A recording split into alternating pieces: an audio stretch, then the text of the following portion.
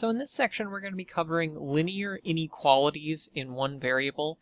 Our basic objective here is we want to be able to graph subsets of real numbers on a number line. We want to be able to solve linear equations, and we want to be able to solve applied problems making use of these linear inequalities rather.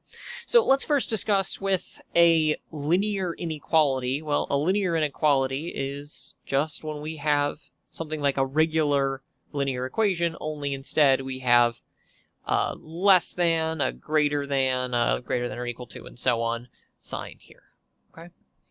So when we are graphing these, we're going to be making use of an open circle, closed circle notation here. Okay, where open means you do not include that point, and with a closed circle you do include.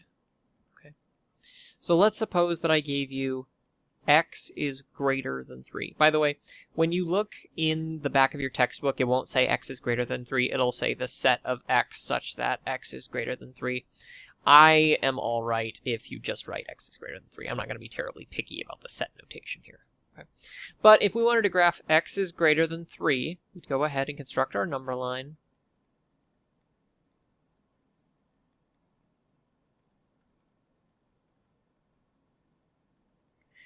And we note x is greater than 3. So it does not include 3 because it is not or equal to. So if it's a strict inequality, you're going to be making use of the open circle.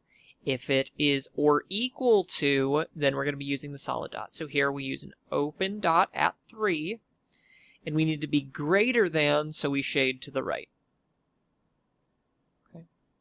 So this is how I would graph that region. Now we also might have, for example, x is less than or equal to 2. So I'm just going to construct that here.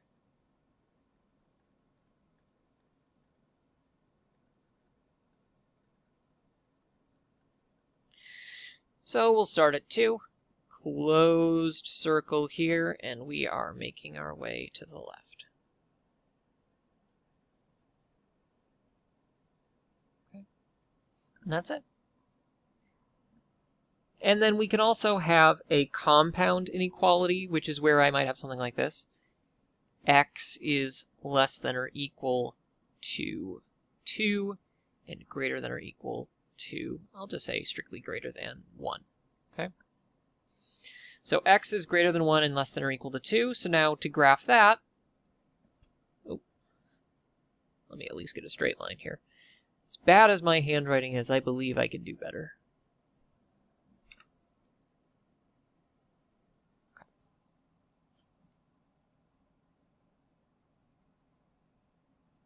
Close enough. So we have 0, 1, 2, 3. So if I want to graph from 1 to negative, or from 1 to 2, so first I'm going to start at 1, it's an open circle. At 2, it's a closed circle, and then I connect them by shading in between. Okay.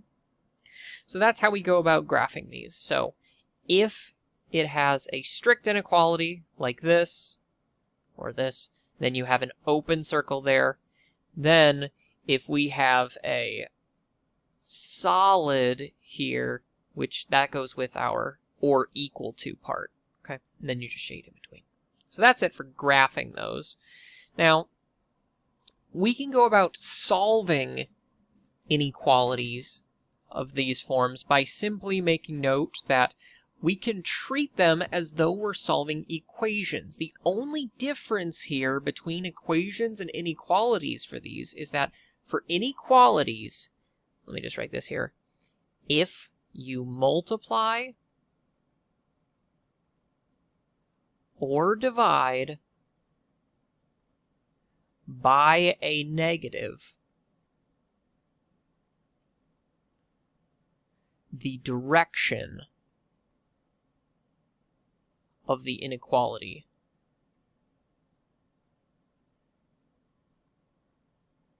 reverses or switches.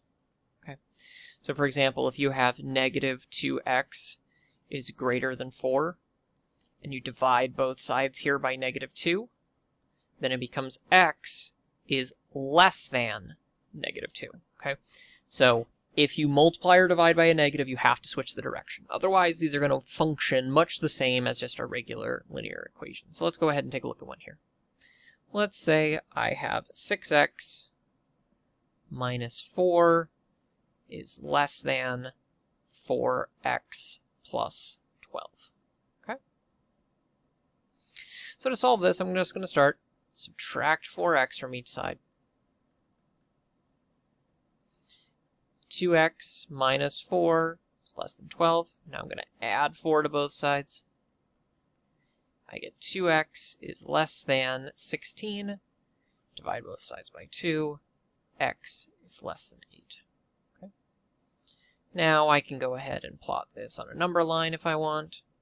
0, 1, 2, 3, 4, 5, 6, 7, 8. So x is less than that, so I have an open circle here, and I shade to the left. And that's it. That's all I need to do for these. Okay, so graphing these is not terribly complicated, and these are going to function just like any other equations that we were working with before. Okay. Now, the other type of example that I want to mention is when we have these compound inequalities. Well, what do we do there? Well, remember that anything you do to one side, generally we would say you have to do to the other, but another way we can think of that is what you do to one part, you have to do to every part. Okay, so let's go ahead and just take a look here. Let's suppose that I had 3 is less than or equal to 4x minus 3, which is less than 19. Okay. So x is here, so I want to get x by itself. It has minus 3, so to undo that, I'm going to add 3 to all parts here. So on the left-hand side, 3 plus 3 is 6 is less than or equal to. Well, these cancel, and I'm left with 4x is less than 19 plus 3 is 22. So now I can divide every side by 4. I get 1.5 is less than x is less than 5.5. And we can go ahead and graph this here.